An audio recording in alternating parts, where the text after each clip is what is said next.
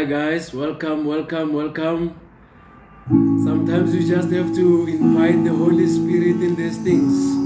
When the devil is much stronger, we invite the Holy Spirit. We are facing the devil with a plan. Welcome guys, welcome, welcome, welcome. Thank you for joining us. Welcome guys. We are starting in 5 minutes. Just waiting for a few more people to come in.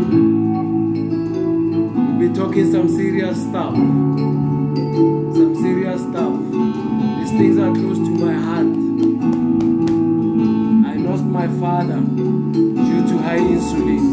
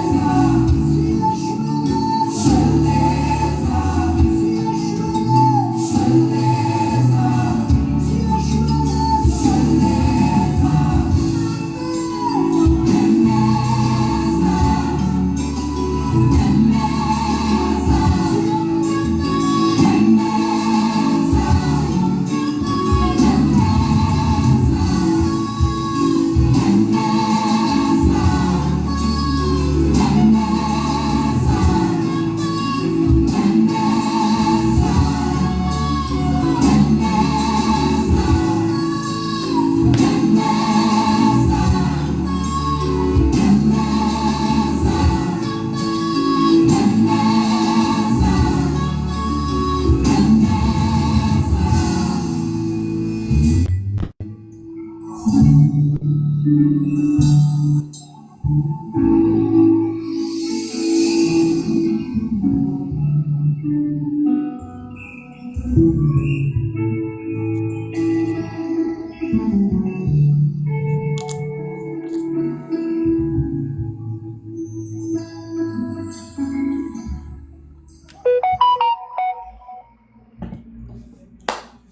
morning, good morning, good morning, good morning, good morning, guys. Good morning, guys. I hope you are all well. Thank you, thank you, thank you so much. Thank you for joining us. Thank you for joining our live lecture. Thank you so much. Welcome to everyone, guys. I am so happy. I'm doing a live lecture for the second time, and I'm excited. I'm excited. And last week I had only 1 hour. So this week I thought, let me see if we can do this for more than an hour. So I'm not going to waste your time. We're just going to do this for about 2 hours. And if you have to be somewhere or do anything, we understand and we appreciate your time with us. I'm sharing this issue with you guys. I'm talking about a high level of insulin. The reason that I'm sharing about this is that this topic is very, very close to my heart. I lost my father as a result of high insulin. And as a personal trainer, I deal with this condition on a daily basis. And it is heartbreaking how the issue of high insulin is kind of relegated to, I don't know, I think it's underrated. I think we don't pay much attention to high insulin as we are supposed to. So I really want to talk about it until we take it seriously, until we pay attention to this issue. And I would like to also, as a disclaimer, I want to make a disclaimer because I'm sure, as you all know, that issues like this are sensitive and they could cause a lot of scrutiny and a lot of controversy. And I would like to make a disclaimer to say that I am by no means a doctor. And I am not claiming to cure people. What I am is a personal trainer, and I have studied sports medicine and injury. I did sports nutrition.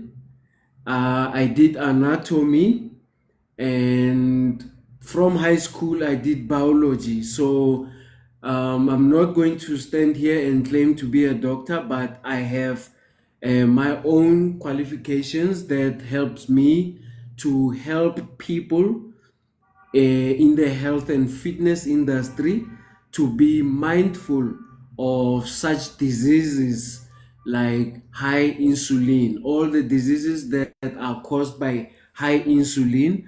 I'm certified to deal with those on a certain degree, on a certain level. And with my own personal experience and my own researches and also my own personal experience, I am able to talk to you guys about these issues. I have a guest that I'm waiting for. She's a qualified nurse, and she is also the owner of an establishment called Drip IV Drip Launch. It's in Main Lane. I'm sure some of you guys know about IV treatment.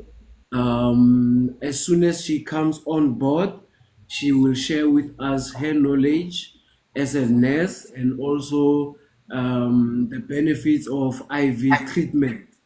But while we wait for our guest, I would like to get into the issue. Welcome, guys. Welcome. Thank you so much. Thank you for joining our live session.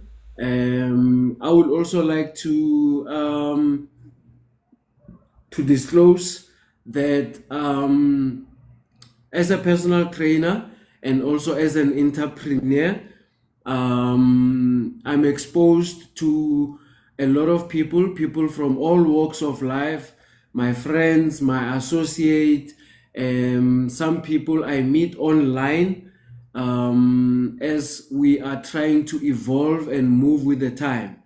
Generally, as a personal trainer, I work in the gym.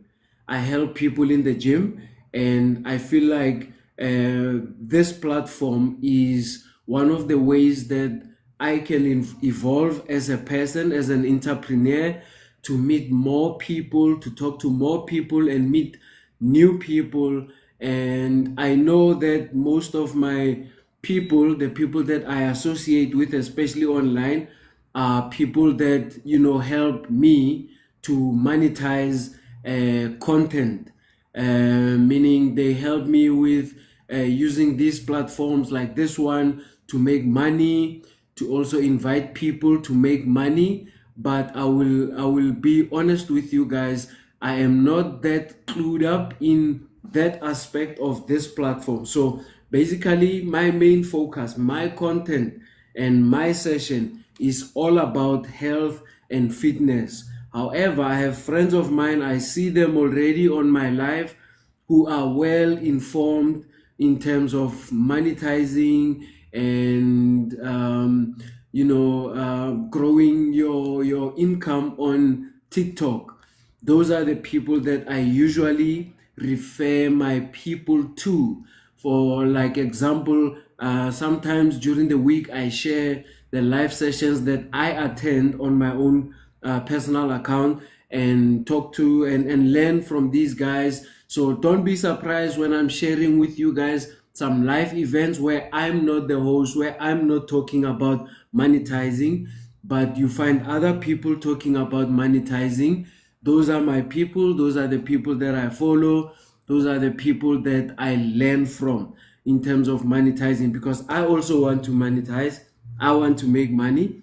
So if you are one of the people that have information that also sometimes host this, you're more than welcome to share your views, share your knowledge with us. I'm more than happy to learn from you about that. However, today we are focusing on insulin, the dangers of insulin, what it does to us, and how it's killing our people. So I'm gonna get into it. I'm gonna jump right into it, and yeah, please, guys. What I would like from you guys, especially, is for you guys to please talk to me, ask questions if there is anything that you want to know about the issues of high insulin and obesity and the risks and the dangers. Please feel free to talk to me. I'm here for you guys, and I'll be happy to answer your questions as best as I can.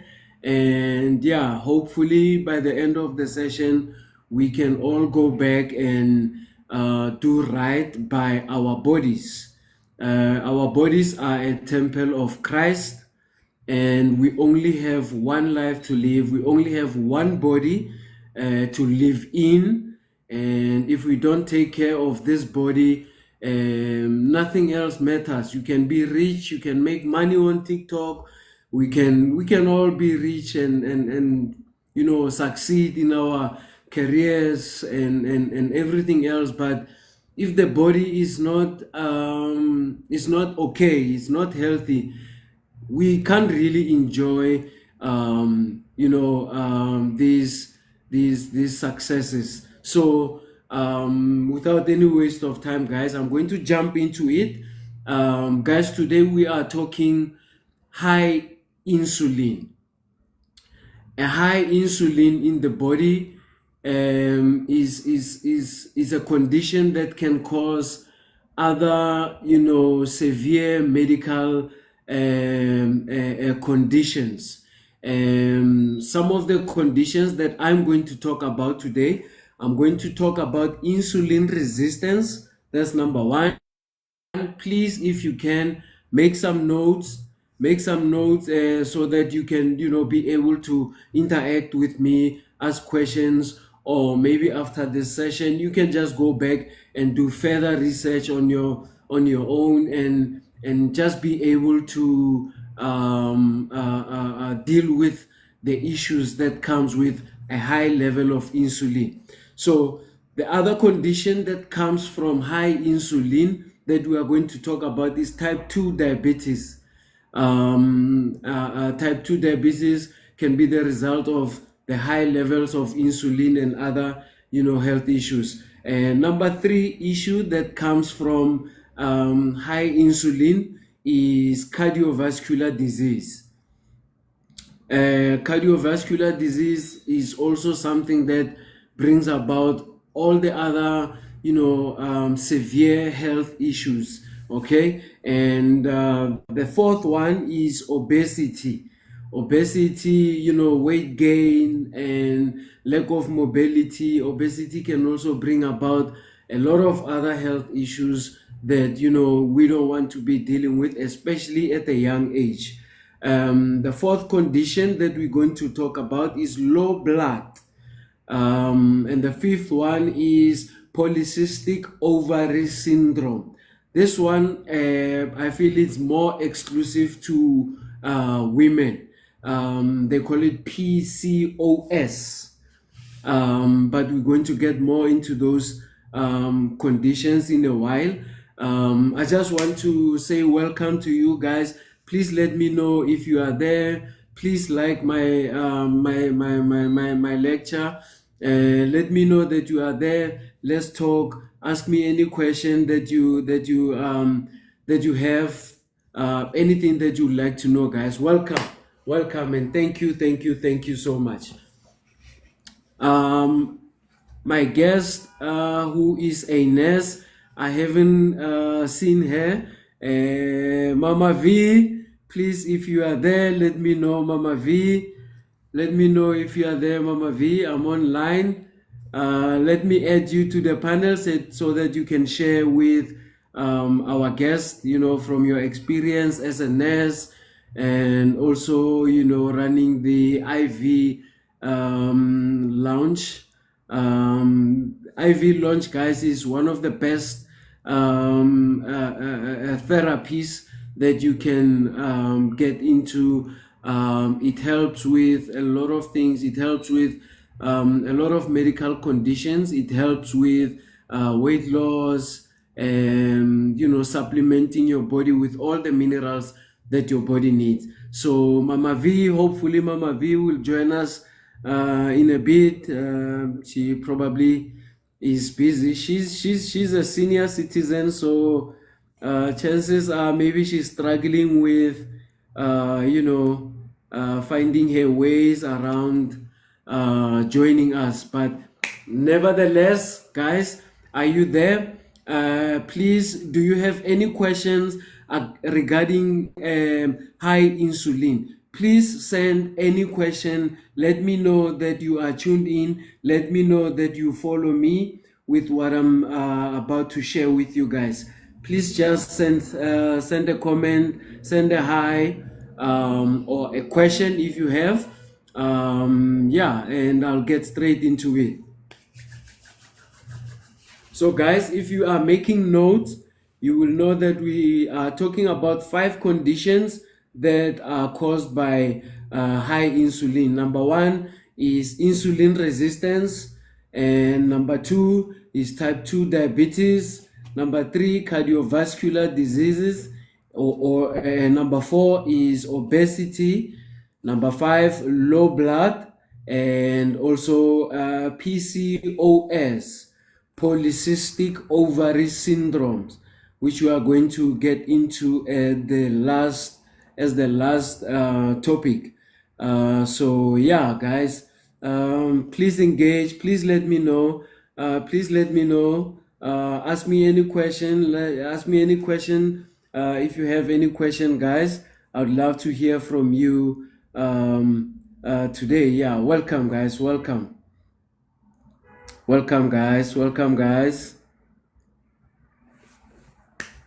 Okay, guys, I'm gonna get into the first topic of insulin resistance. Guys, when we talk about insulin resistance, I know that a lot of my followers who are people who go to the gym are people who are concerned about their weight, who wants to either lose weight or gain weight. You will learn a lot from these 5 topics that we talked about. Where do they, what role do they play in an unhealthy weight gaining or weight loss, excessive weight loss? So guys, insulin resistance.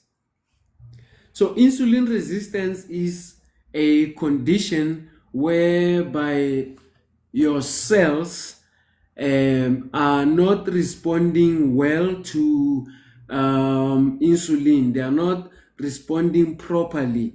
They are not able to manage your insulin properly in the body. Therefore, the cells, they act like they are closing in because the insulin is too high.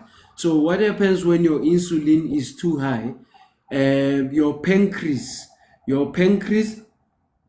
starts to try. It's like the pancreas tries to compete with the insulin that the body is getting from outside. So the pancreas also tries to produce insulin, and therefore the insulin in your body becomes too much for your cells to be able to manage. So when that happens, your cells are now going to be unable to absorb the glucose in your bloodstream. When your cells now are no longer able to absorb glucose in your bloodstream, therefore now you are going to have a high level of blood sugar. Your blood sugar is going to be very, very, very high, and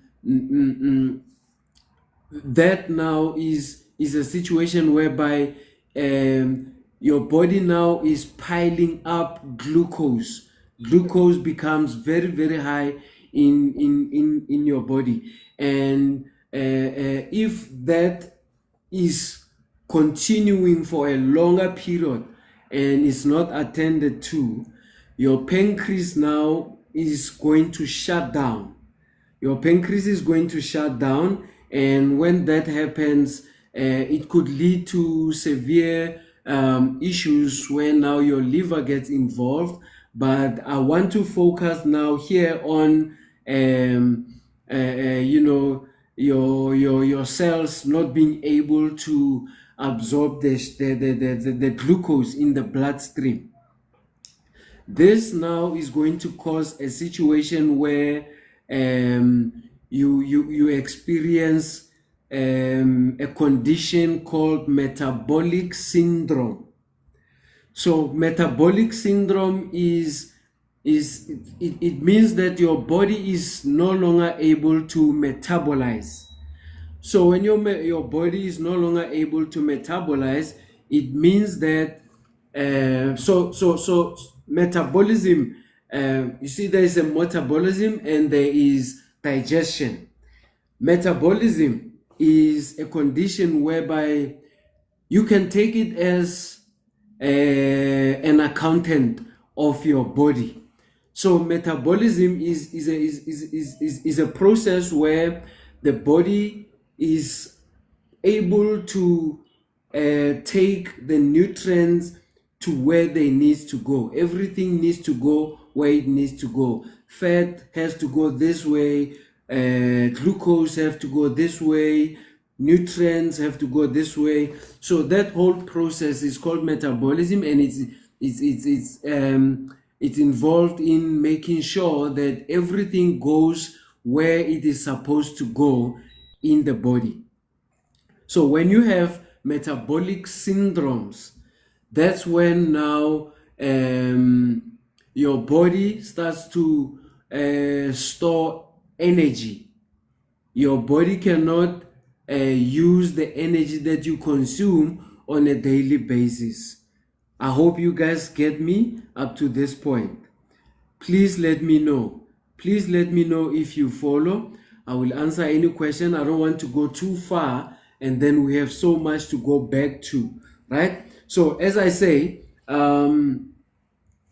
as the pancreas stops working, the cells also now shuts the doors to your insulin. Therefore, your glucose is starting to pile up into your bloodstream. You have too much glucose into your bloodstream, and that can cause high blood pressure, that can cause high blood sugar levels into your body.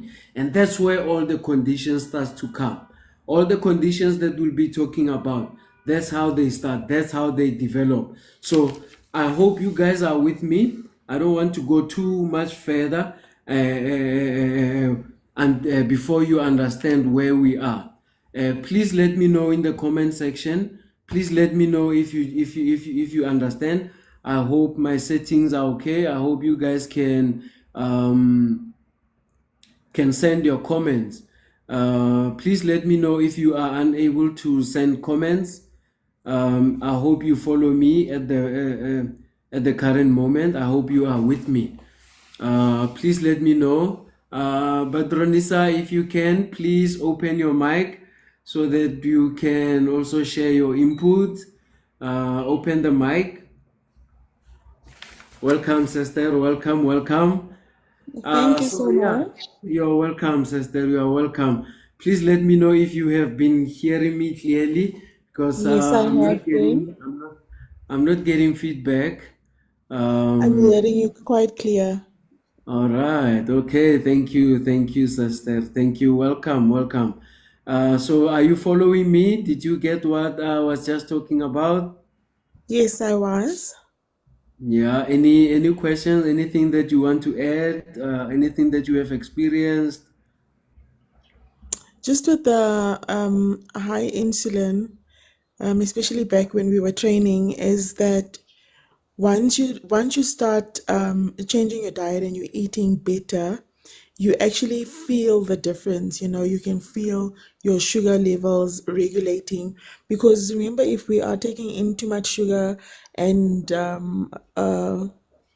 having unhealthy fats as well, our bodies, like you're saying, it starts storing unnecessary energy, and you feel more tired than rejuvenated. And then by cutting these out, your body now knows how to regulate that energy, and then you start to feel more active and more productive, and you lose weight productively. Because now, if you're going to lose weight with fast methods, like let's say Tlhasela Mafuta, the herbal, what's it, Herbex, Yes. then it's just a quick fix, and you're not really losing it in a healthy way. So with the methods that, or rather the tools that you provided me with, I now know how to identify when, okay, yeah, I'm hitting a low. Like I was saying to you the other time, I've regained a bit of weight, and I knew exactly what to do to start bringing it down. Because also I was indulging in so much sugar. And as soon as you stop taking the sugar and you introduce sugar into your system, it makes you sick. I really had, how do you say, a shock to my body, because one sign of the insulin was the fat that I gained at the back of my neck. I remember seeing a TikTok video about it, that this is how one of the main signs that you know that you've got high insulin is this bulge at the back of your neck, almost like a hump. Then you know that, something is off. So I had to go back to our diet plan and start redoing things. So knowing how to eat clean and the workouts. So important to have a personal trainer so you know what works for your body at different stages of your health journey. Because also just freelancing it or winging it, you could injure yourself. So being equipped or having the right person to carry you through your journey is very important. Thank you, thank you, thank you, thank you, thank you, sister. Guys, this is this is Badronisa. This is the lady that she's been my client for the longest of time. We've been working together for a long time. One of the conditions that are caused by insulin resistance, since my sister is here already, one of the conditions which we are going to talk about later is infertility. And I actually think that, I want to jump straight into infertility, since my sister joined me today, and which I appreciate very, very, very much, because there's a lot of things that we went through, me and her, in her journey to being healthier and more fit. One of the conditions that comes from high insulin is, I said when we started, polycystic ovary syndrome, which is number 5 that we were going to talk about. Now, since I started, engaging with my sister here, I might as well just jump into it. I said in the beginning that this PCOS usually, or I could say that it's exclusive to women, because we do not have the same reproductive system, men and women. This is not a discrimination, and this is not me trying to be funny or being a chauvinist or anything like that. So high insulin, how does it cause this polycystic ovary syndrome? Because it's a hormonal thing. Insulin is a hormone, and when you struggle with high insulin, it affects your hormones. It affects generally your hormones. So for guys, it will affect testosterone. That's why if you are a guy experiencing high level of insulin, one of the things that you will experience is you will experience weak muscles. You won't be able to build muscles. You will lose your libido. That's where things like erectile dysfunction comes into play, and you are unable to build muscles. You are unable to just perform the regular male functions. Naturally, as men, we lose our testosterone when we get to the age of 35. We start to lose our testosterone. Okay, and so those are the things that men experience when they have high insulin. We lose testosterone. We lose a hormone called glucagon, which is called in the bodybuilding world growth hormone. Therefore, we lose our sex drive, we lose our muscles, and we also lose our aggression. Okay, now going back to the PCOS. The reason why I include my lady here, Badronisa, in this, because we went through exactly the same thing in our journey. So what happens is that when your insulin is high as a lady, you experience irregular periods. You get those excruciating, painful menstrual periods, and you experience acne as well, and you experience infertility. A lot of times, ladies do not or are not aware of infertility, or maybe some do get to be aware of the infertility, because this might be happening at a young age of 28, 29, 30s to 35, in a period where you're not planning to have a baby or anything like that, and maybe you will only start to experience it when you try to have a child. That's when you will start to realize that there's an issue here. I would like to share with you guys my experience with Badronisa in this issue, okay? And I will ask her to jump in and just share with us, from personal experience. So what happened is that we started to engage in this healthy lifestyle, and she officially became my client, and we did a medical screening. In that medical screening,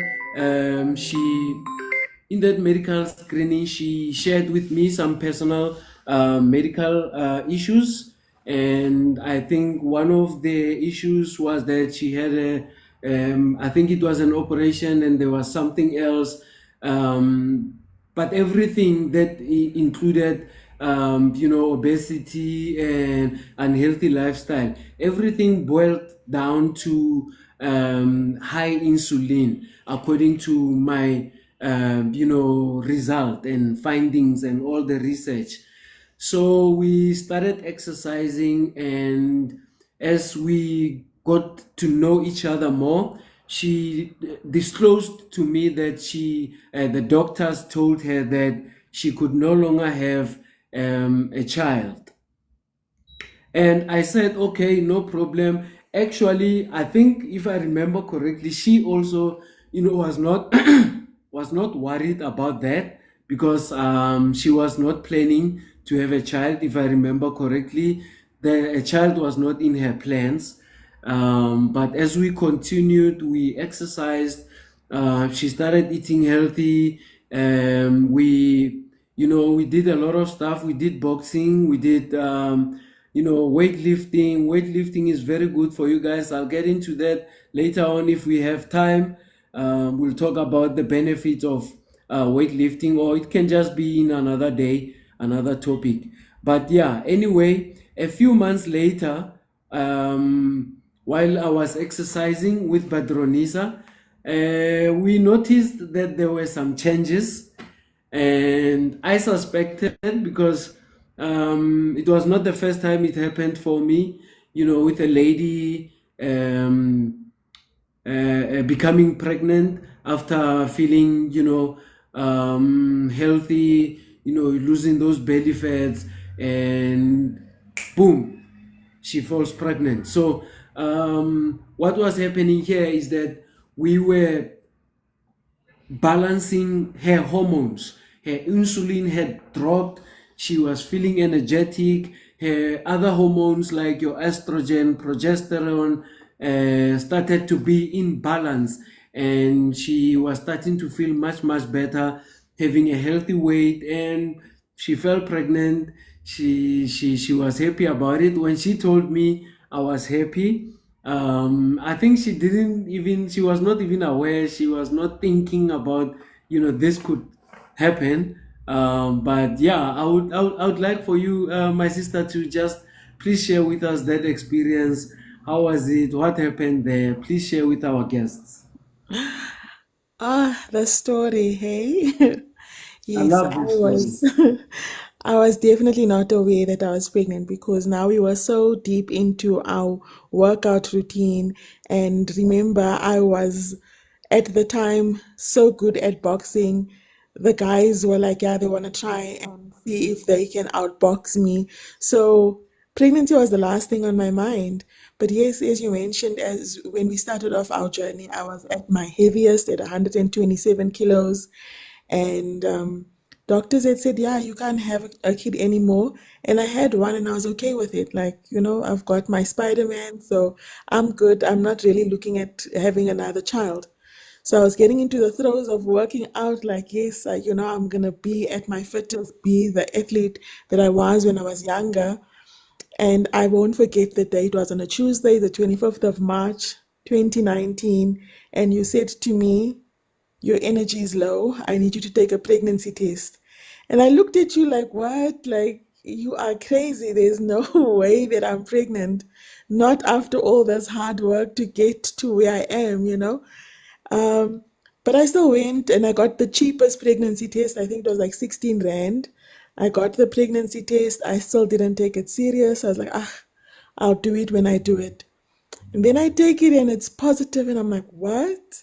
And I told you about it, and it was such a shock. Even when I told my doctors, like, what did you do? How did this happen? And the only truth that I could share was the truth of our journey, how healthy we were eating, the workout. I remember the punishment I got for eating Ferrero Rochers and how I had to just work it out in one session. Yeah, if anyone ever did not believe that insulin prevents you from falling pregnant, yeah, it's true. It definitely is because before me meeting you, I was diagnosed with PCOS. And yeah, I am a mother of two now, so it's proof that indeed eating healthy and working out is the cure. And I remember the what was more devastating for you, or what made you angry was and which I laughed about it when I thought about it, and I was like, because for me, even though it was not for the first time, but it always catches me like that when I'm so excited and I'm starting to see that we are having a flat tummy now. We are about to build on a six pack. We are about, like, the excitement.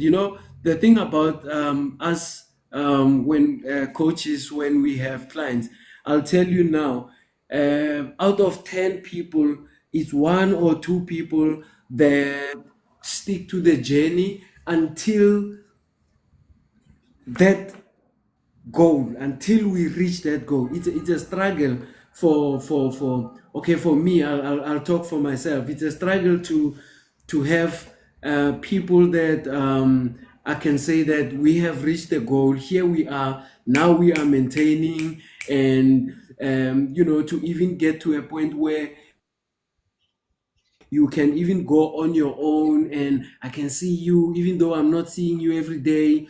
Maybe I see you on social media posting those workouts that you're doing on your own, the results, the flat tummy. It's only a few people that get to that level. I have another lady, her name is Tato. I so wish she could also join us. I'm not sure if she got the invite, but maybe one day I will invite her. She'll be the one.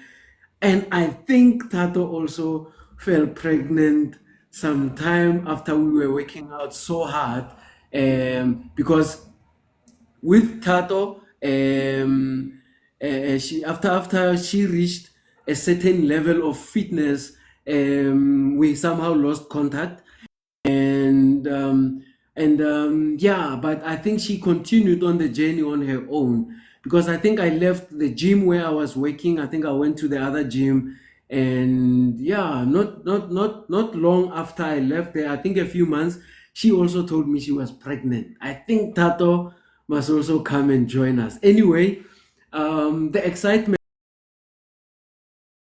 the results, I'm sure that's one of the things that really got you mad, eh?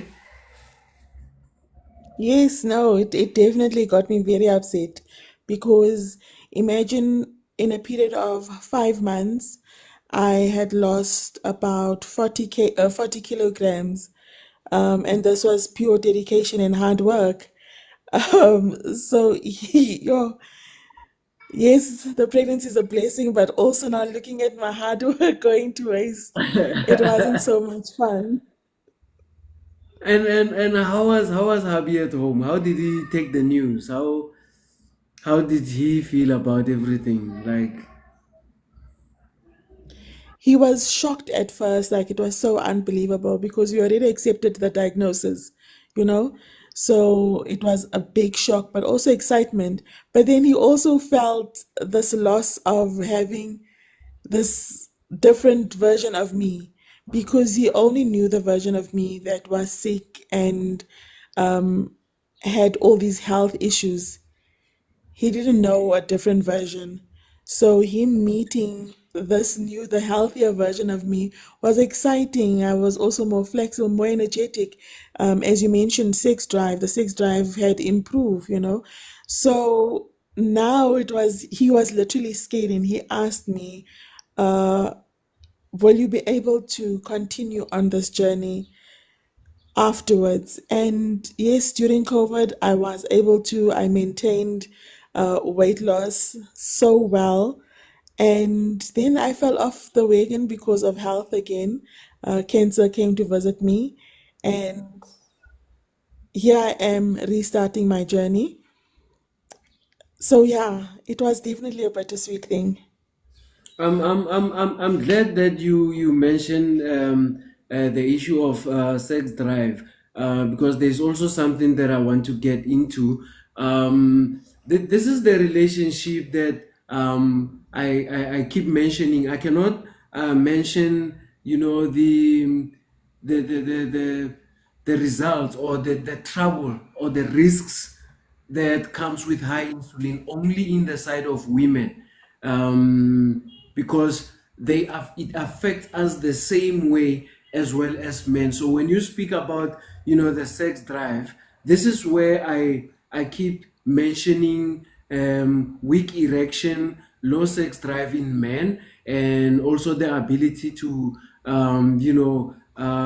build muscles. But what I want to get into, because um, I also have personal experience, and I know a lot of ladies will say, but how do you experience PMSs and all of that? Ladies, I'm gonna tell you now, when you go through PMSs, believe me, we go through those periods with you. And I'll tell you why I'm saying that, because we've been in relationships, we've been in relationships, and I've had different types of PMSs based on the different types of people that I know that I've been with in my previous life. Okay, I'm not here trying to talk about personal stuff, or brag or anything like that, but what I'm trying to say is that I have had an experience where I I was so scared, experiencing the worst pains that I have ever seen from my partner, and it was the scariest shit I have ever seen. It was the first time, and trust you me, guys, when we care about you and you are my partner and you are in my life, when you go through such things, we go through them with you. It might not be physically or as severe as yourself, but imagine me. I just come from work. I'm just cheerful. I'm thinking I'm going to buy a bottle of wine. I'm coming home. I'm excited. Maybe I just got a deal or something like that, and I get home and I find my partner flat on her stomach in the house, not even on the couch, on the floor. Like, I want to call the ambulance. I want to call, I don't know what to do. So we do go through these type of things with you guys to a certain degree. Okay, so please do not shut us out in this regard. Understand that, you know, when you are emotional, your emotions, you are going through all of that. It also affect us to some degree. We also, you know, get drawn into that.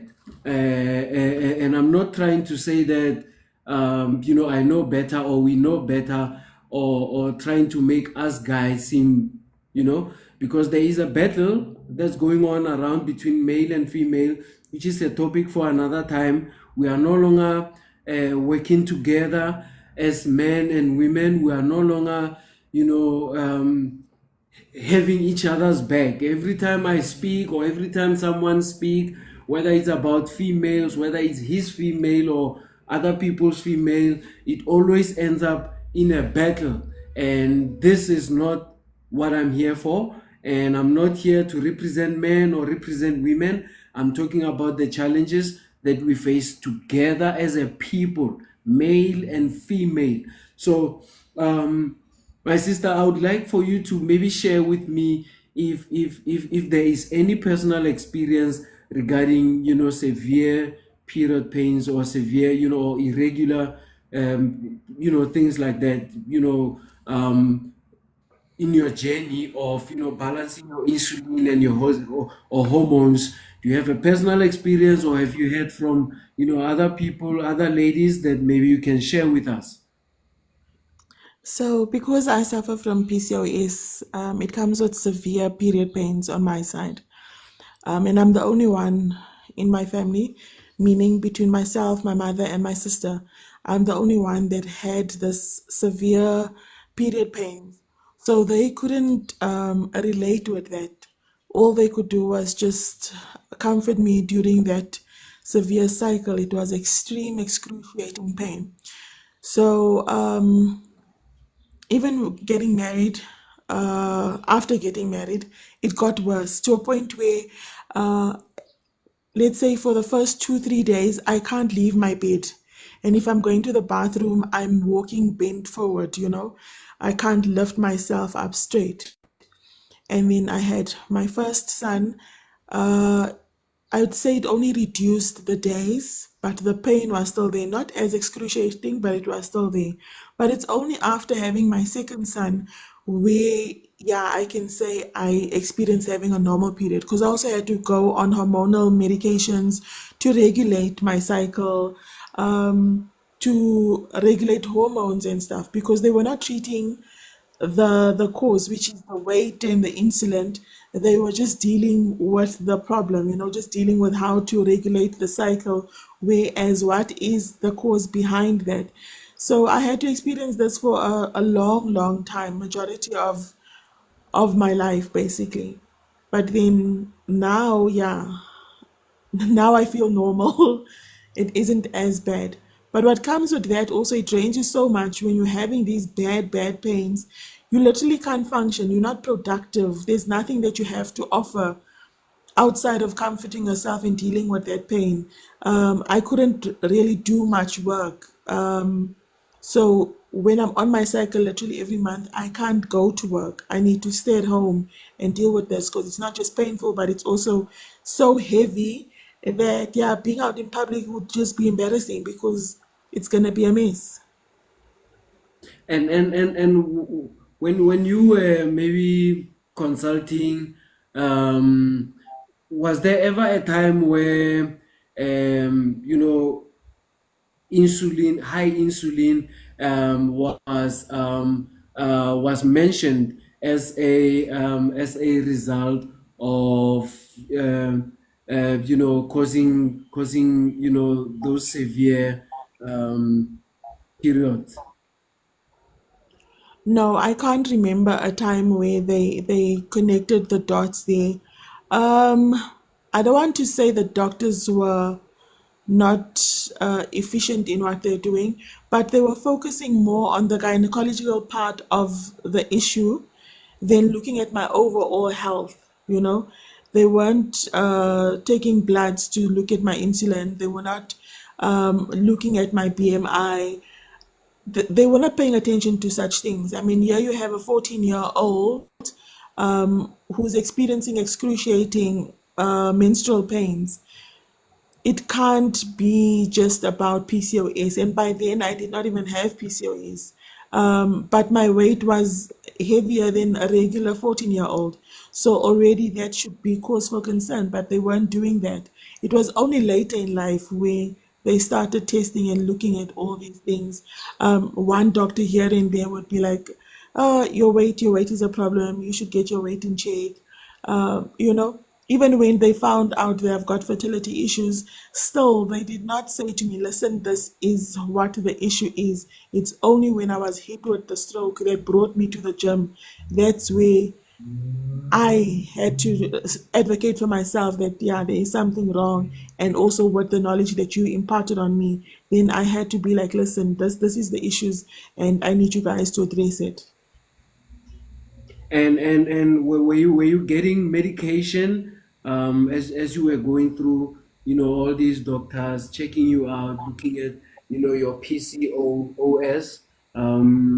Were you given some medication? Yes, I was put on different hormonal treatments. Like everybody knows, their favorite hormonal treatment would be birth controls. They use them as cycle correctors. I used to get injections.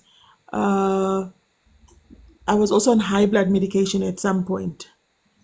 Yeah, so I took different types of medications along the way. My sister. When you mention birth control, I'm sorry, guys. I feel like going off script just a little bit. These birth controls, like, how did they make you feel? Did you notice anything when you were on birth controls? Um, how was it? My experience with birth control wasn't very nice. I was very moody. So, yeah, it did probably do the work of regulating the cycle, but it gave me extreme mood swings and I started growing more hair. So naturally, I'm a hairy person, but now the extra body hair, like facial hair, and that was just, it was not a very nice experience. And I started getting acne as well. It was a lot. Wow, that's something that um, I talk about. I talk about, with a lot of my clients, and um, I I I looked at birth controls, and I'll show you guys something that I have learned about birth controls. So you can hear it from Badronisa, the things that she was experiencing. That's not me saying that. We are having an issue, and ke tlo bolela ka Venek. Ke tlo bolela ka Venek because issue e re nang le yona, um especially rona, batho ba mmala, ne re na le issue ya gore batho ba tlile ye ba re tlisetsa dilo gore re dinwe, ba re tlisetsa dilo ba re ke ditlhare, ba re tlisetsa dijo tse ding bjana tsa o iriwa ko factorying, no ra lwala, dilo tse ba re fang tsona le tsona di a re lwatsa, ntse re na le dipheko just all around us. Dipheko tsa rona di teng, ba re tliseditse le medimo ya bona kwa e ba e rapelang gore rena re e rapele. And for me, the worst of them all is ba re tliseditse calendar e re sa kgoneng go tsamaisana le nature, the way our ancestors were in sync with nature. But anyway, these are topics for another day. But I want to show you guys something.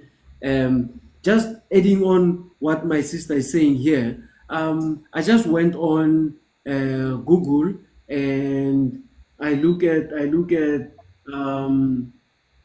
the side effects, and here you are o kry-ile dilo tse from batho bale wa botsa, and dilo tse ge ke lebeletse mo ba re di causa bleeding irregularities,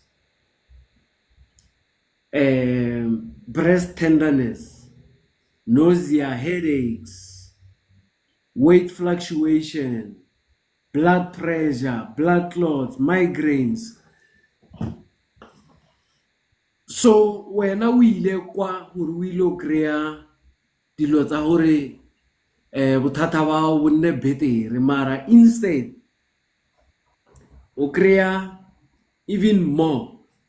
But anyway, I don't want to get myself in a situation where there is a lot of controversy, because my aim here is to talk to my people so that we can address these issues and get better.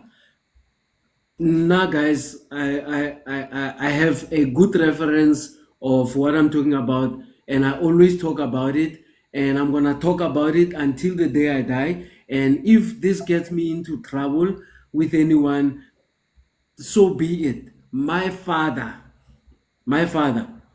all these conditions that I am talking about, these are the steps exactly the way my father went through. High insulin, type 2 diabetes, cardiovascular disease, obesity, low blood, and death.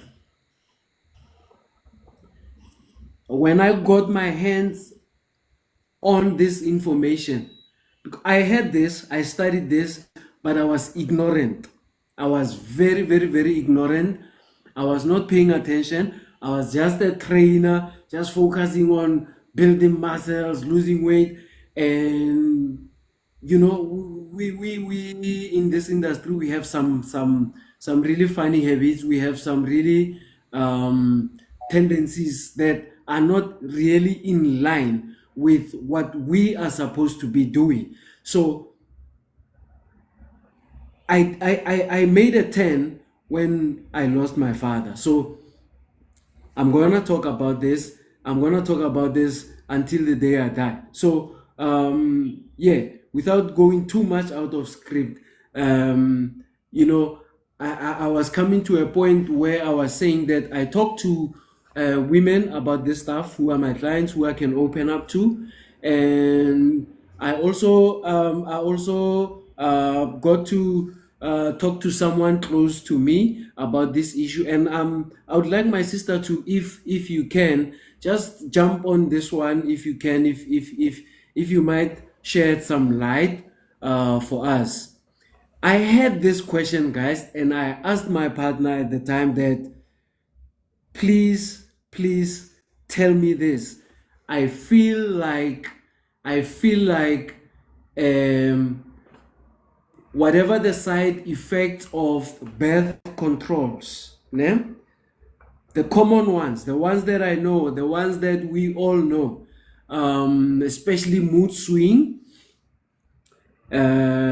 What else can I I think weight gain to some degree, but I didn't pay much attention to it. But I remember there was a period where we were both becoming chubby, and for me it was that thing of we are happy, we are we have these plans, but I was asking myself, could it be, and I'm not saying that that's the case, but still today I still have that question at the back of my mind. Could it be that when as a man, when my partner is on birth controls, whether through injection or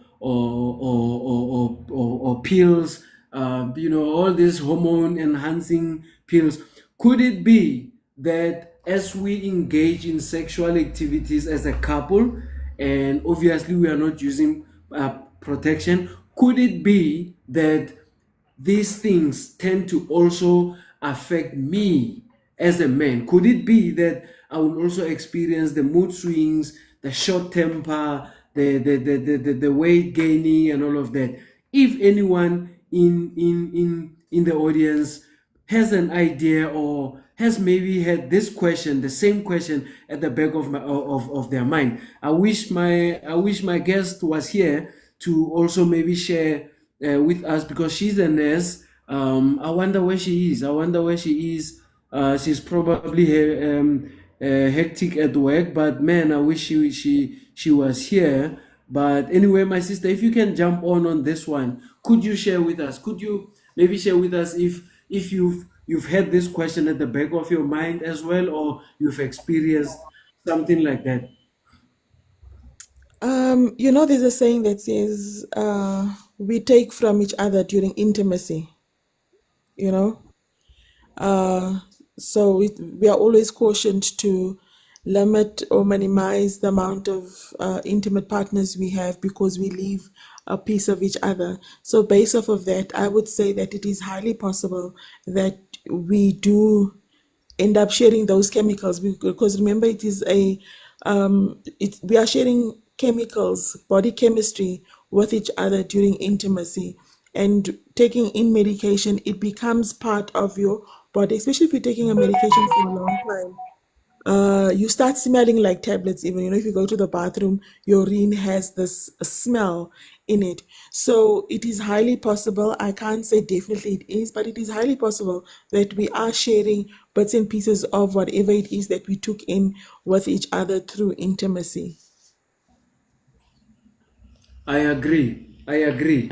I agree. And I had a huge fight when I was asking this question. Sometimes when a couple is arguing, sometimes these things, they don't come out right. Maybe it was the way I said it, or maybe it was the situation at the time. But I had a strong feeling. You know yourself. I know myself. I know how I deal with conflict. I know how I deal with stress.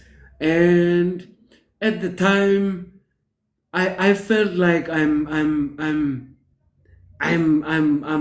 another level. Um, I was not.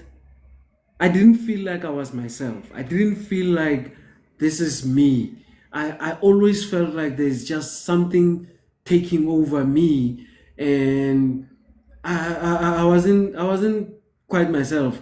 And till this day, it's still on my mind that these birth control medications do affect us as males. However, I would like to have a professional or a medical input on this one. So if there is anyone in our guest, I wish my guest was here so she could also share. But yeah, if there's anyone who can just share with us and give us a professional conclusion, I would really, really appreciate it. But yeah, my sister, you also spoke about stroke, which is one of the topics that we are going to get into. And I'm glad that you are here. You can also be someone who can share with us in that regard. But yeah, guys, we just spoke about this other condition, which is PCOS. I know it's a lot of ladies who experience this thing, and with my sister now here, I am more confident to share with you guys, to say that the high level of insulin is dangerous, guys. And sometimes ladies go through these PMSs thinking that it's normal, it's a normal journey, it's just how it is. And this takes me back. My daughter once experienced something similar to this. She was experiencing some irregular period, and as usual, a lot of us, a lot of people out there, we prefer to go there before we can consider what we put in our body, and exercising and how we take care of our body. My daughter was very insistent on going there, which was fine, but I always told her, whenever she said, Daddy, I want to do this and this and this because of that, I said, stop drinking sugar. I said, stop sugar. And she kept on saying, yeah. And we le da ko bathong bale ba mo checkile ba mo pimpeletse ka tsona dilo tse, like always. And yeah, the thing about my daughter is that I try to say, let's live like this, let's do this. She does, but she fall off. She fall off. When she was in grade 12, that's when she was very, very, very consistent. And I wish also, I could share with you guys how she was feeling, but I never really got too deep into it. But one of the things I remember she was telling me was that she was happy, she was losing weight, she was feeling very, very active, very, very energetic. And for her, she was not even exercising, it was just the food. But because she was walking to school, it was not far, that added as a workout. But anyway, what I'm trying to say, ladies, is that if you are experiencing irregular periods, you're struggling and it's painful, please consider the chances of your insulin being high. Consider looking into that before o ka tsena mo ditlhareng tse tsa batho ba tse. Consider a healthy diet, consider exercising, consider talking to me privately. I as a personal trainer, I have opened a cafe where I sell healthy stuff like your smoothies, organic juices, and also I can sit with you guys one-on-one and we can talk, get into a health and fitness assessment where we can look at the alternatives to Dilotela, where we can try and help you to try something that can maybe make things better for you, because I've seen it firsthand, guys. I've seen how PMSs can be devastating. So anyway, guys, I would like to move on to the next topic, but please, if you have any questions, if you'd like to maybe talk to me separately, privately about these issues, guys, balancing hormone is something that I can tell you now that I have to do. I cannot help you to lose weight if we do not address the issue of hormones. So someone can say, but yeah, you're not a doctor. I understand I'm not a doctor. By no means I'm not claiming to be a doctor, but you just heard from someone with personal experience that the program that we got into actually helped her. And just before we go into the next topic, when Sister, if you are still available, can you just tell or share with us within that journey while we were working on your weight loss, did you maybe go and test your hormones again, or did you look at your medication and maybe reduce or get off it or something like that? If you are able to share with us, can you share with us that part? Okay. I'm gonna now just pretend that it's just me and you having a conversation. Okay. So as you know that I was on multiple different medications. Like I mentioned, the year that I became your client, it was 2018 October. August of 2018, I experienced what the medical term would be TIM, or is it TMI, which is basically a mild stroke that left me paralyzed for 24 hours. So my entire left side was not functioning. Not my hands, not my eyes, not the side of my mouth, not my leg. Nothing was working.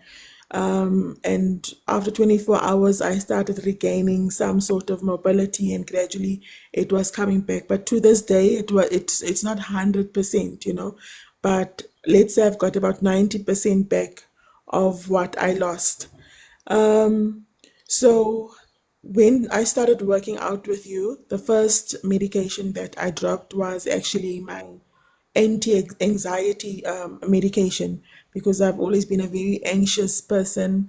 So that was the first thing that I dropped. And I think that was about 3 to 4 weeks into us working out. Then December of 2018, I stopped my high blood medication. Early January of 2019, I dropped, I think, everything else. Your hormonal medications, I stopped getting injections because everything was in balance. I was also getting shots for my pH balance. It was always off. Um, I was also taking meds, like I said, for anxiety, but also what you call calming medication to keep me calm, you know. So all of that, basically by January 2019, I was off of everything. Wow, wow, that sounds amazing. That sounds amazing. And how did it feel comparing to when you were on these things and after you stopped? A huge difference. Once you are used to a life of dependence, you are dependent on this to keep you going. You are dependent on that to keep you going. Gaining that freedom, gaining your independence, and living a healthy life where you are not worried, if I run out of this medication, will I be able to get through the day? Like, for example, I used to just panic if I see that my anxiety medication was going low. And being free from that was the best thing, because it was very difficult for me to live in the moment and enjoy things. But then being free from that was really liberating, to know that I can live independent of medication. Well, I'm happy to hear that. I'm happy to hear that. The thing that is going through my mind as you speak is how old were you at that time? So when we started our journey, I was 31, about to turn 32. So basically 32 years old. Okay, okay. So what's going through my mind is which age group is more likely to be experiencing such things, because as you're speaking, I'm thinking to myself, can a 25-year-old experience such heavy or excruciating pains and infertility at the age of 21? Can you maybe share with us, do you think that's possible or? I was diagnosed with infertility at a very young age, so I got married very young. And already I had fertility issues. So, in order for me to have had my first son, prior to me having him, I had a whole lot of miscarriages, and it was just heart wrenching, to a point where I was like, I'm done with this. I can't put myself through going through this heartache. You fall pregnant and you get so excited. Oh, I'm gonna be a mommy. And I was like, I'm just gonna go and adopt a baby, rather have a child that was not able to have their own parents and be that parent to their child. So when I went to the hospital to get documents filled up, and I met a doctor there that said, nope, I feel you're too young. And at the time I was 26. He said, I feel you're too young. Let's do some investigations. And they did investigations, like, yeah, you are fertile, but you also got some blockages going on, so let's do an op. And 2 years after the op, that's when I fell pregnant and had my first son. And I know people were probably shocked because there were so many years of me not having a baby, and yeah, boom, I'm pregnant and, having a baby. But yeah, it happened naturally. Obviously, I had to have the fertility operation to unblock my tubes and all of that. But I had my son, and this was at the age of 28 when I had him. It was a very emotional journey also because for most of your life now, you know that you might not be able to be a mom naturally, and to have experienced that now twice, it's truly a blessing and a gift. And the second time, I didn't need medical intervention. I got an amazing coach to help me through my journey, a coach that actually became a friend. Whenever I speak about coach to me, it's always though my brother to me, it's the big brother that you actually took on the responsibility of teaching me the importance of my health, how to take care of me first, because also I was not taking care of myself. I was always pouring into others. And I remember one day you said to me, Kana sister, you need to take a step back and also look into you, because as much as you want to give to others, if you're not giving to yourself, how are you going to be be productive and be of benefit to others? So yes, any age you can get infertility. It doesn't choose your age. You're not gonna become infertile after 30 or whatever. It can happen to us at any age.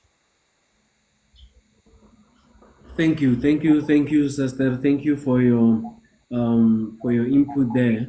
You spoke about miscarriages. Does PCOS also include miscarriages, causing miscarriages? Should you get pregnant? So I'm not very well versed with PCOS, so I'm just gonna speak on my journey with PCOS and what it brought uh, for me. So initially, I was diagnosed with PCOS because the screening for ovarian cancer is nearly impossible. It's very difficult to detect ovarian cancer. So me having all these cysts on my ovaries, it was just automatically assumed that I do have PCOS, and my body was giving off all the signs of PCOS, the facial hair, the weight gain in the midsection, all of that. My body was showing that indeed this is PCOS. And indeed, I was having one miscarriage. After, in total, I had five miscarriages before I finally gave birth to my eldest son.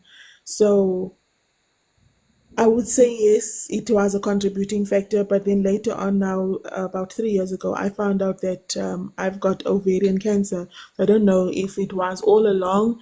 Was this the thing that was there? It was not diagnosed, or maybe it was PCOS first and then it became that at a later stage.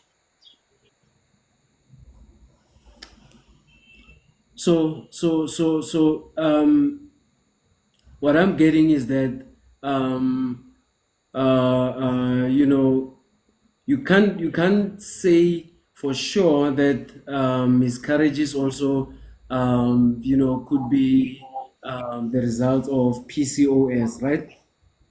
Yes. Um, Before you were experiencing those miscarriages and you had to go through doctors, for your first child, what was your lifestyle like? What was your eating habits like?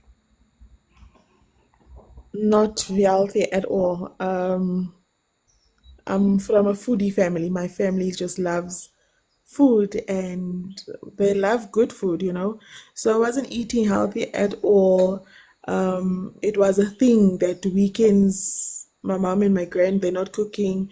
You're gonna get takeouts. So there was no healthy eating. Healthy eating means you've got the junk and a green salad on the side. That's the healthy aspect of it. Or your veggies, maybe we'd have steamed veggies today, but baked veggies tomorrow. And when I say baked veggies, it would be drenched in all kinds of sauces and cheese and whatnot. So yeah, it wasn't really a healthy introduction with food. Okay, thank you, my sister. Thank you for sharing your story with us. It means a lot. We are still going to talk a little bit more about the stroke that you experienced. But yeah, on this topic, guys, just to move on, especially for ladies. Now that we're talking about this extensively for ladies, I'll get into the boys side. When we are young at 25, 20, we get away with a lot of things because our body is still able to fight at that stage, and it gives us a kind of leeway. It gives us some time to just keep on postponing taking care of ourselves, because at the moment all these things, they are not yet. I mean, at 25, like my sister said, she married young. Probably then she was planning a family, but generally at 25, you're not planning a family. You're still looking at your career. You're still looking at looking good, slaying, being out there, looking good, and all of that, which is not a problem at all.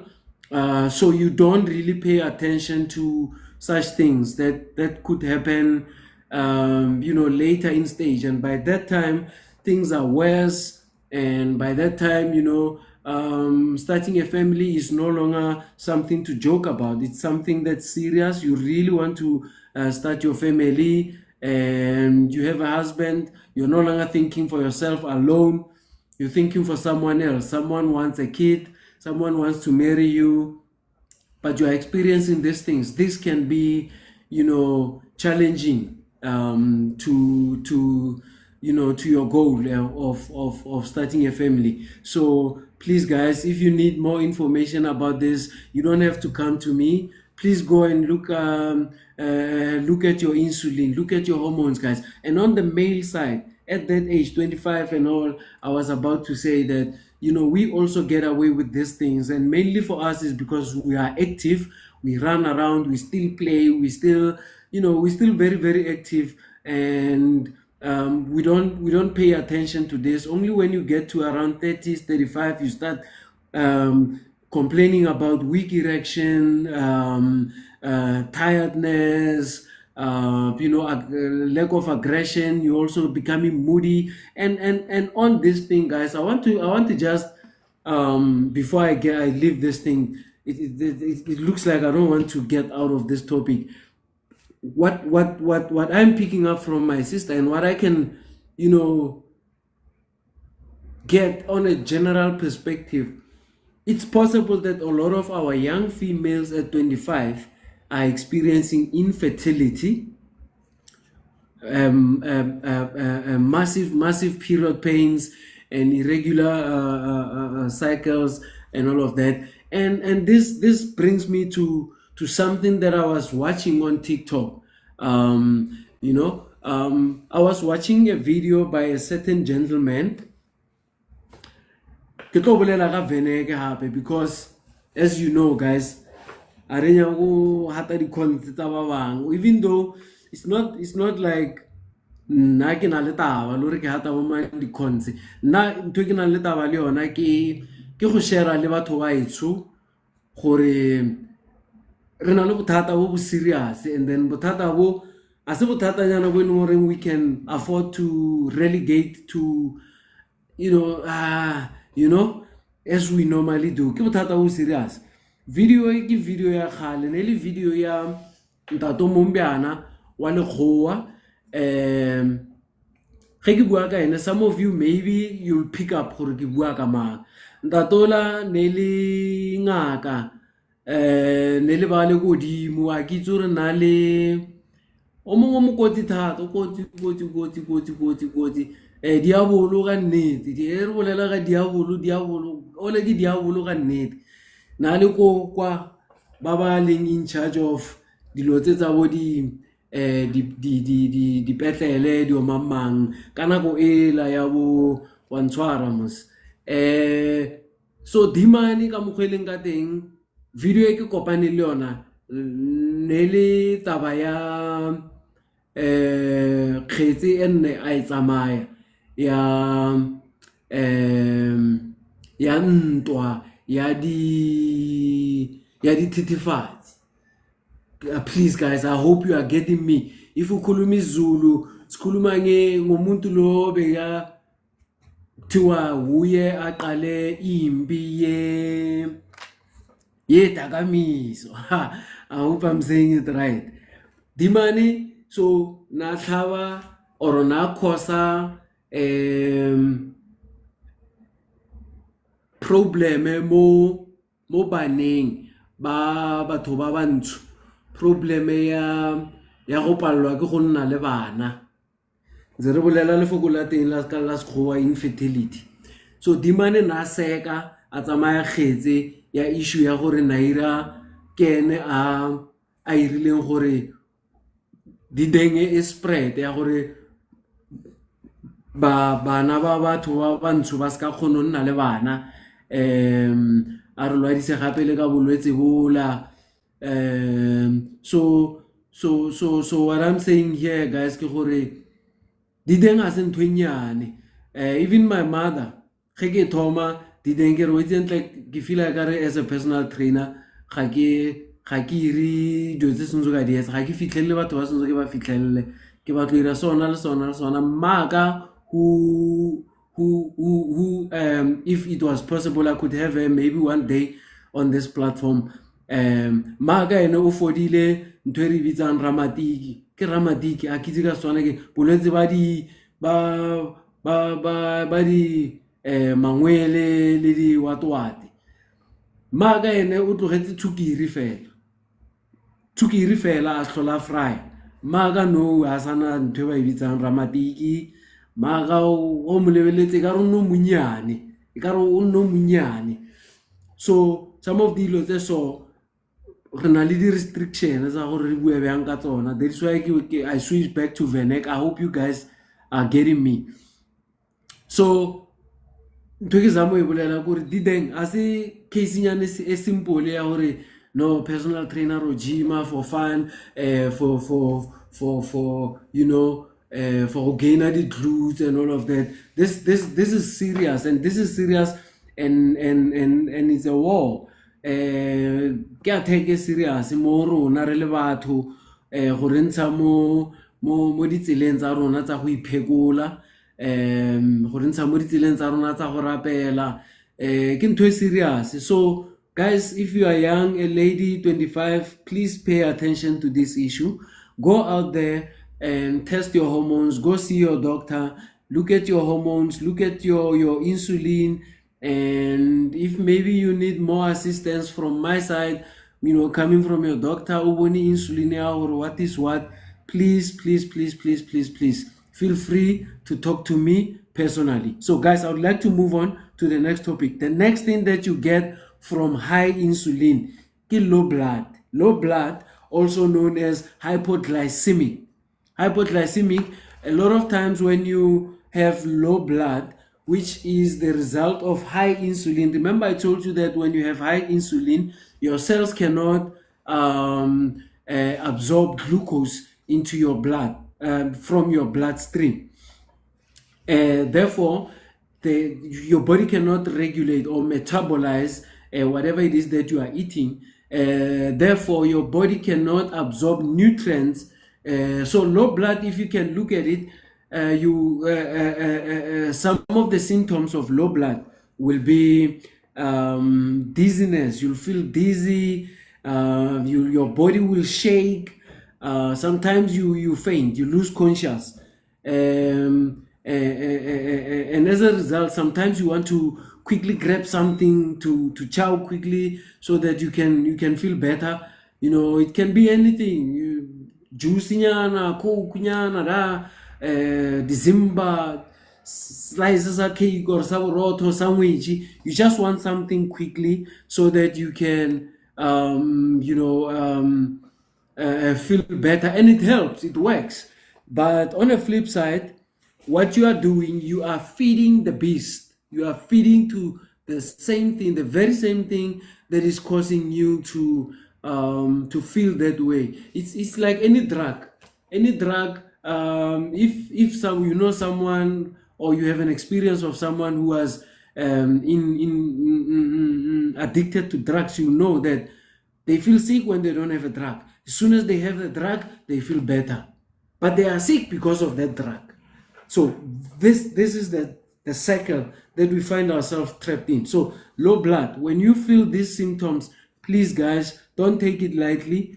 Visit your doctor, talk to your doctor about it, and check your hormones. You will always find that at the bottom of everything, your insulin is high, your hormones are not okay, and your doctor will tell you to eat right, to exercise. That's where I come in. Come to me after you see your doctor. Let's address this. Let's work out. Let's eat healthy and try to balance your hormones. Like my sister said, eventually you'll get to a place where you no longer depend on these things. So that was condition number 3 that you get from high insulin. Condition number 4, it's obesity, gaining weight uncontrollably.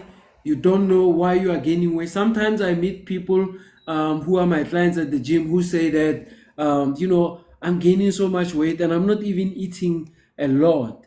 And I can understand why you would gain weight when you are not eating a lot. So this is what happens. Your insulin is high, so meaning all your hormones are compromised. So again, your body cannot metabolize, cannot do the accounting of taking this from there, putting it there, protein to the muscles, calcium to the bones, vitamins to your cells and everywhere where they are needed, and taking the waste or what is remaining after that whole accounting has happened. Now the body has to take the remains to your stomach for digestion, right? Now the body is not doing that accounting. These things are not going where they're supposed to. Instead, the body just store them in one place. Can be on your belly. Most of the times, it's in your belly. They stay in your belly, therefore they're causing you to gain weight because they're not going to the digestive system where they need to be crushed and go down there in the toilet. You will find that a lot of people they don't pay attention to this, but we experience once in our lifetime. Sometimes if we are not taking care of our body, you struggle to go to the toilet to do number 2.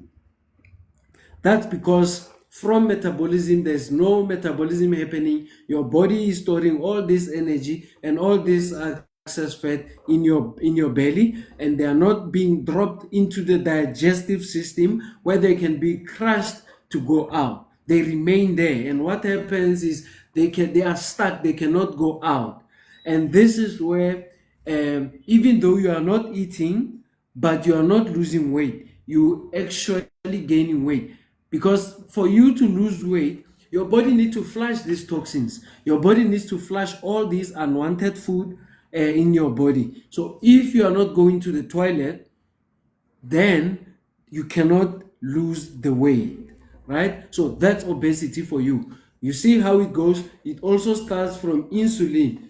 High insulin, compromised hormones, which are responsible for metabolizing the food that you eat.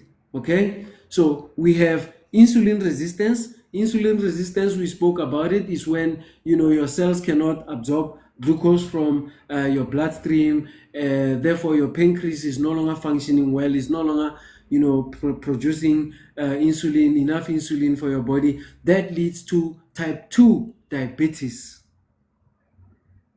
That's why you get to type 2 diabetes. Now you have to have all these injections where you have to supplement your body with all these things, and you have now restrictions. You can't eat this, you can't eat that. So type 2 diabetes, guys, comes from high insulin.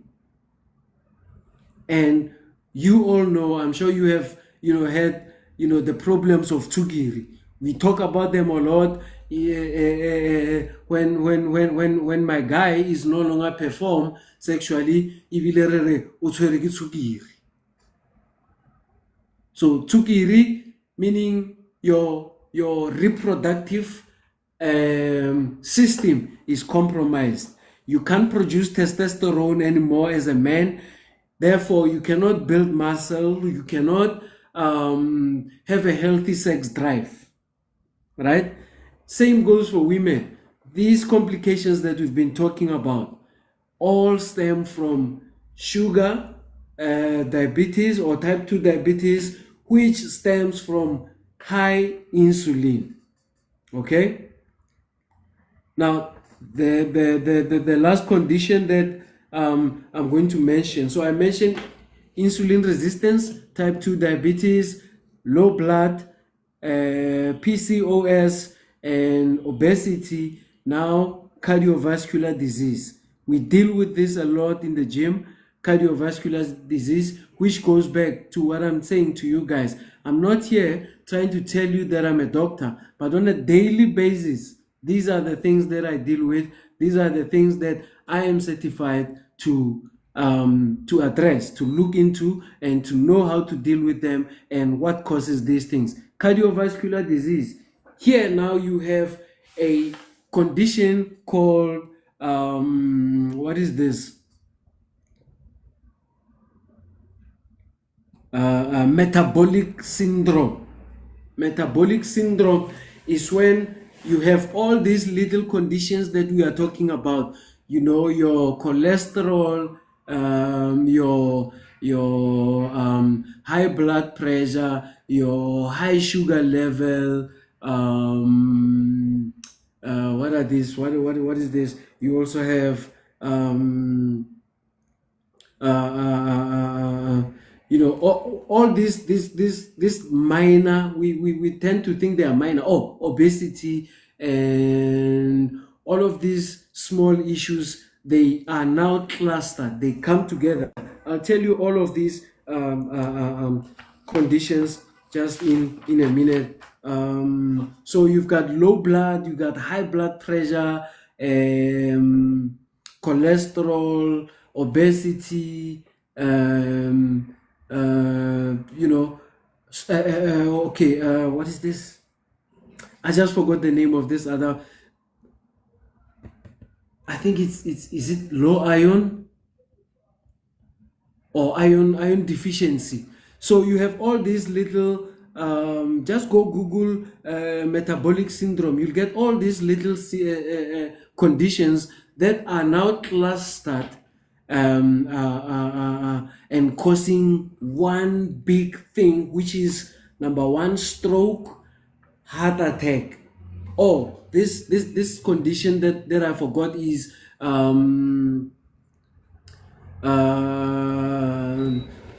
you see your veins, they become what is this word?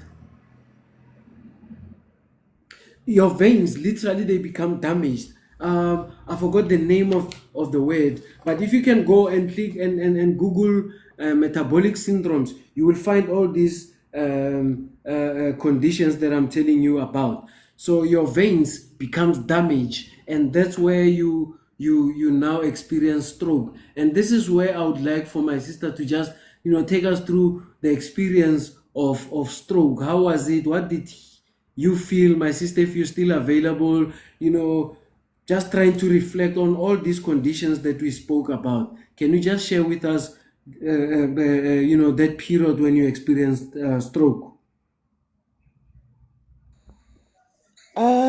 So as I mentioned, it happened in August of 2024, and it happened in my sleep. So I mentioned that Sorry, before you continue, how old were you? 28 years old. No, sorry, I was 32 years old. Okay. Yes, I was 32. So, yeah,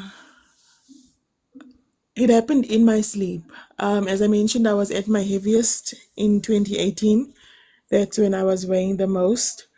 And I wasn't very active. I was not very productive, moving and all that, and I was eating very badly.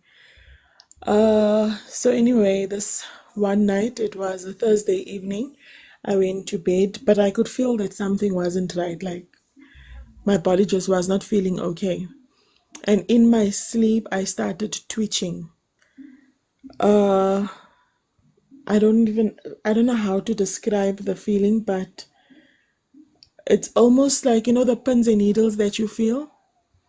That's the first wave or the first abnormality that I felt, because it was in my head where I felt that pins and needles on the left side of my head going towards the back of my head.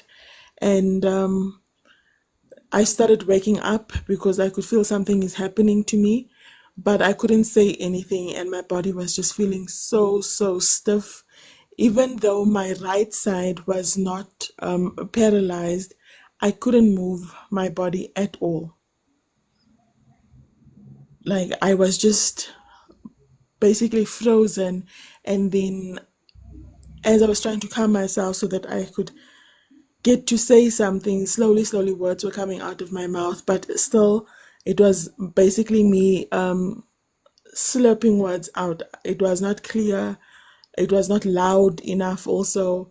So even my husband could not hear me say anything.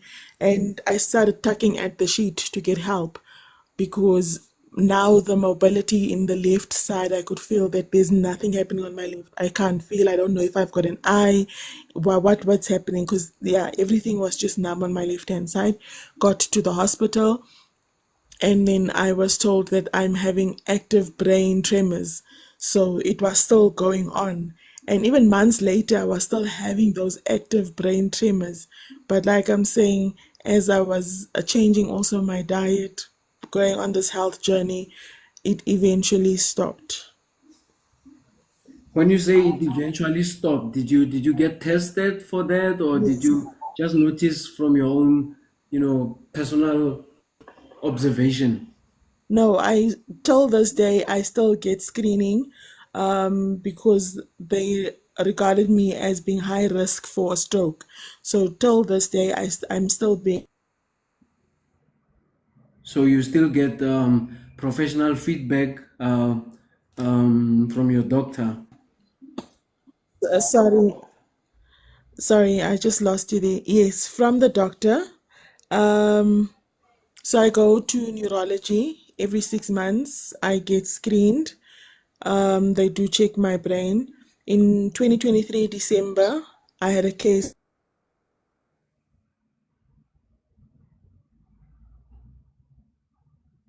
of bell. Sorry, I was just interrupted by a call. So the bell palsy was brought on by stress, and that brought on the tremors again. But those tremors just lasted about a week or so, and then they left. Okay, and then immediately after, start eating healthy and exercises, was that also when you got, did you also get the, professional results from your doctor where they mentioned the changes that you were experiencing after starting eating healthy? Yes. My first appointment with the doctor after being introduced into your program was in November of 2018. And that was where I got my first report that I was having less brain tremors, that they weren't as active. Like the report, the screening was showing that it is not as active as it was. So let's say, for example, I was having maybe 10 tremors per minute. It was now reduced to 3 per minute. And then in February of 2019, when I had to go back again, so normally I would have screening every 6 months, but in 2019, I was getting screened every 2 months. So when I went in February of 2019, there was no sign of any tremors. So with that was, I think, mid February, and then I had to go again at the end of February, and still there was nothing. So every second week for about 3 months, they were checking on my brain to see if indeed there is nothing. Can I be taken off from? It was something like an aspirin that they were giving me for blood circulation, and I was not even taking the aspirin because by then all my other medications were stopped. They were stopped in January. So I just decided I'm also not going to take this aspirin. I'll just collect it from them, but I'm not going to be taking it. And indeed, by the end of, I think, April, May, yeah, they found that no, there's no brain tremors. And ever since, whenever I would go, they didn't see any tremors happening anymore. Thank you, Mama. Thank you. Thank you so much. Thank you so much. Thank you so much for the testimony. Guys, the thing that I was looking for, all these things that I was talking about that are building up to this severe cardiovascular diseases like strokes, heart attacks, and also, other conditions like diabetes and cancer. So here is those things here: high blood pressure, high blood sugar level, cholesterol, excess belly fat, the hardening of arteries. So the hardening of arteries is what actually, causes your arteries to prevent a healthy blood circulation. So your arteries are restrictive. They are very I don't know what's the word, but they are closed up, and your blood is struggling to flow through your body, through your veins. So, guys, like I always say, this thing should not be relegated to something that you will see another day. Get like one, get like one. This is dangerous. This is dangerous, and we need to take care of our bodies. And I would like so much to, be there for you guys, so we can all have a healthy community, a wealthy community. As we join some of my friends. I'll be joining some of my friends later on. Now they will be teaching me how to make money on this platform. I'm learning every day, guys. I'm learning every day, but this is what I know.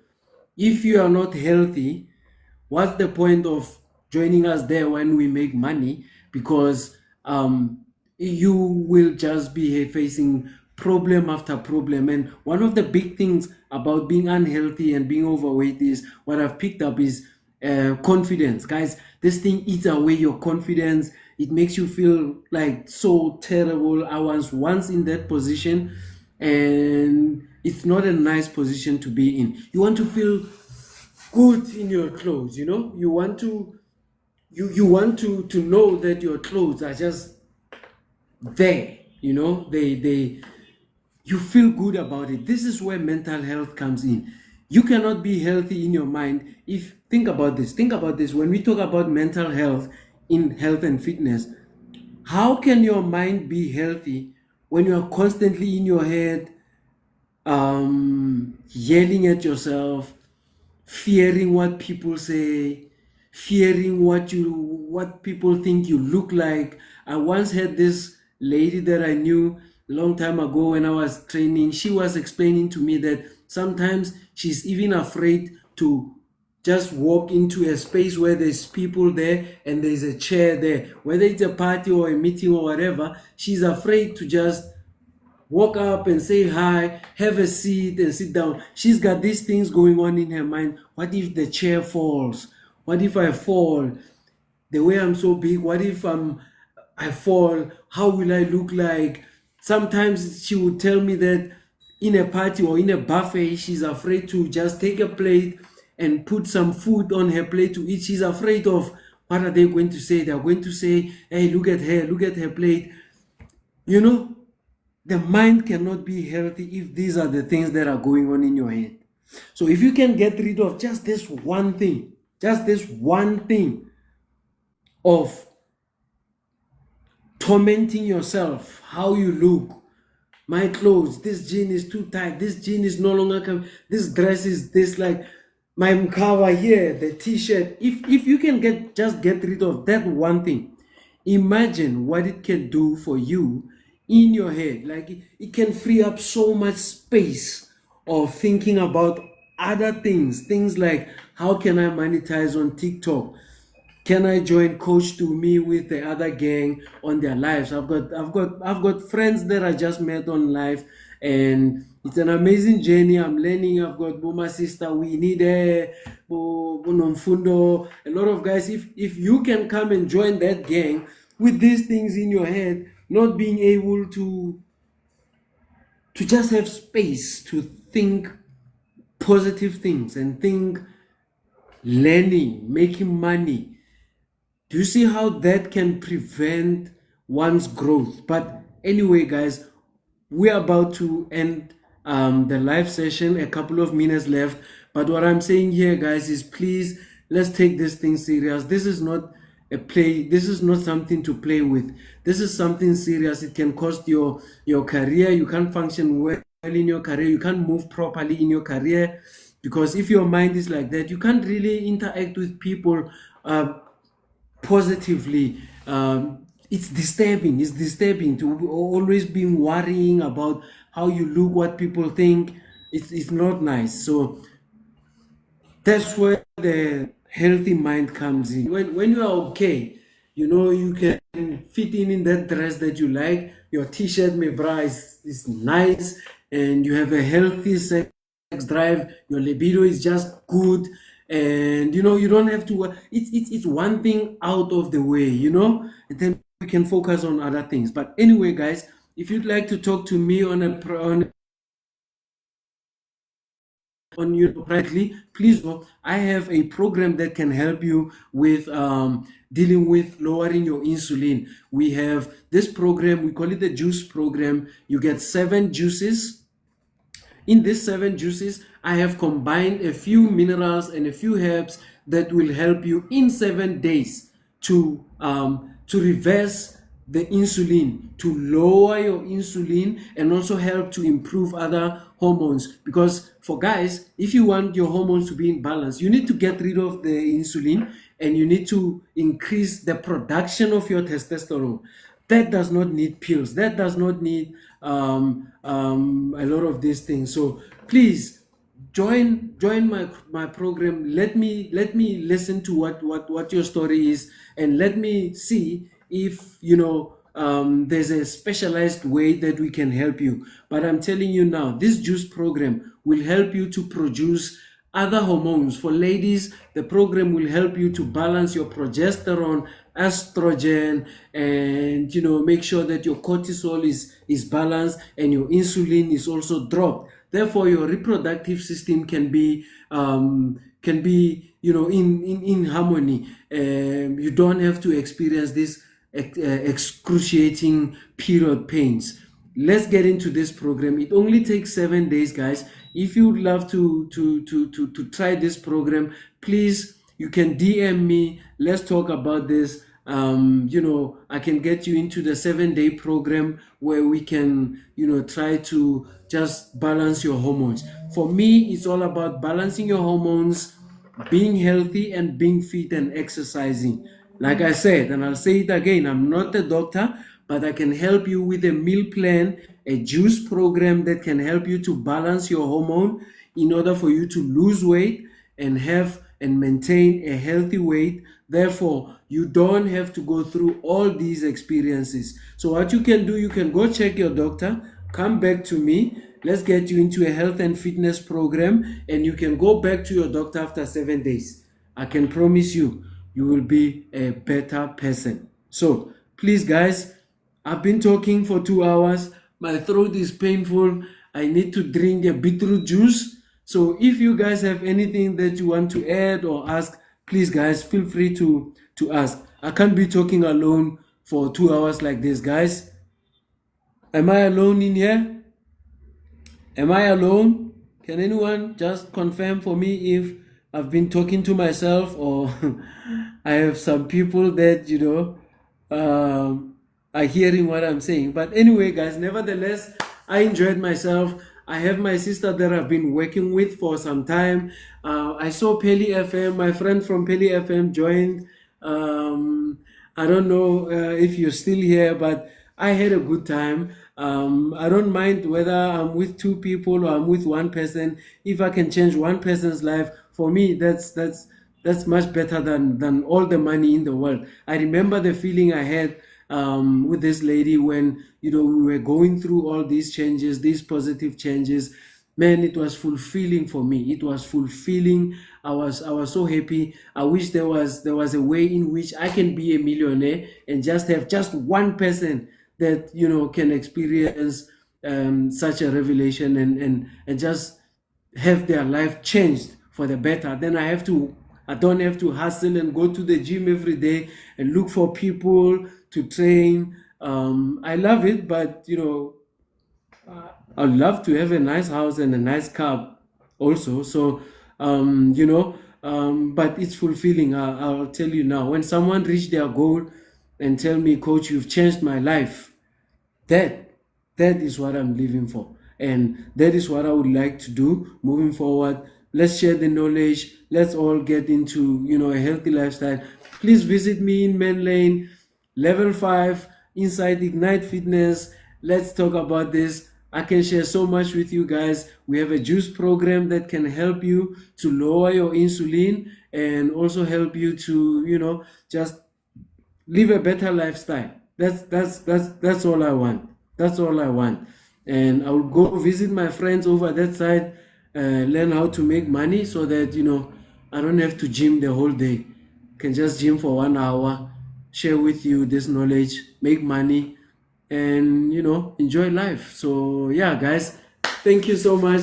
Thank you for joining. Hope to see you next time when I do the live again. I'll keep you guys updated. Please follow, please like, please share. Let's spread the love. Let's be healthy. Let's get in shape. Hola.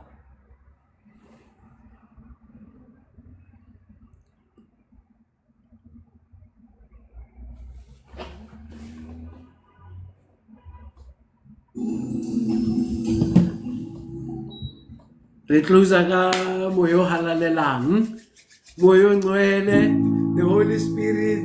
Thank you, Lord. Thank you for being with us. We love you. I love you guys. Much love. Let's get in shape. Let's get in shape. Let's get in shape. Love you guys. Love you guys. Love you, my sister Patronisa. Thank you for joining us. Love you, man. Oh yeah.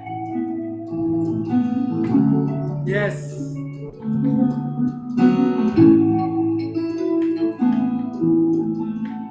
Tate Benjamin Dube. Yes.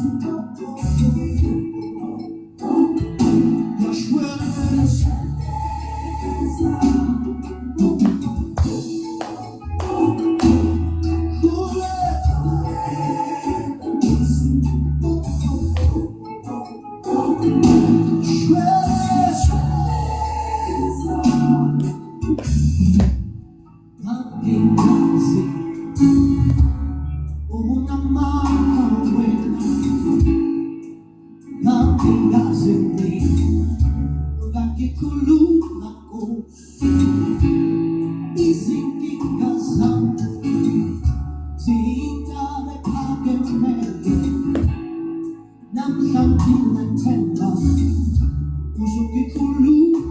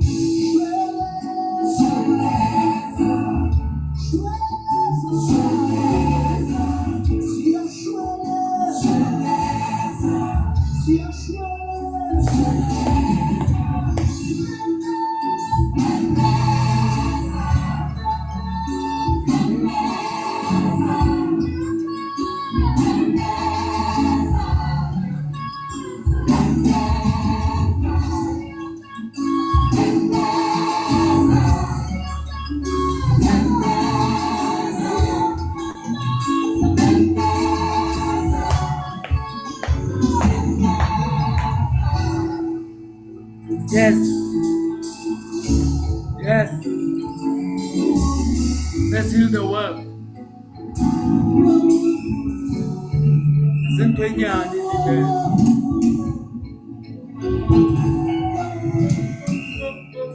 Enyaka modimo. Nyaka bakhalabe le badimo. Badimo le bontate moholo le bokoko. Yeah. Yes, zintwenyani. Vai sur vai ra.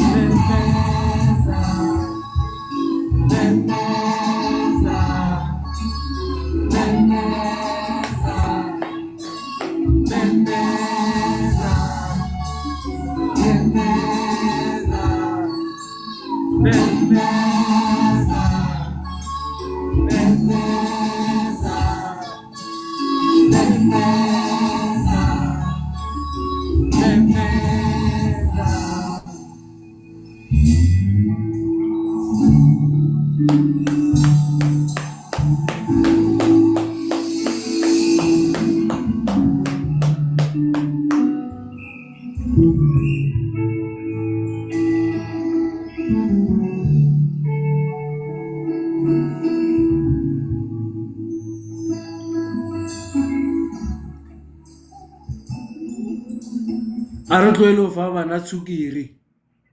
A re thome mo. A re tlohele fa bana tsukiri. Bye guys. Bye guys. Bye guys.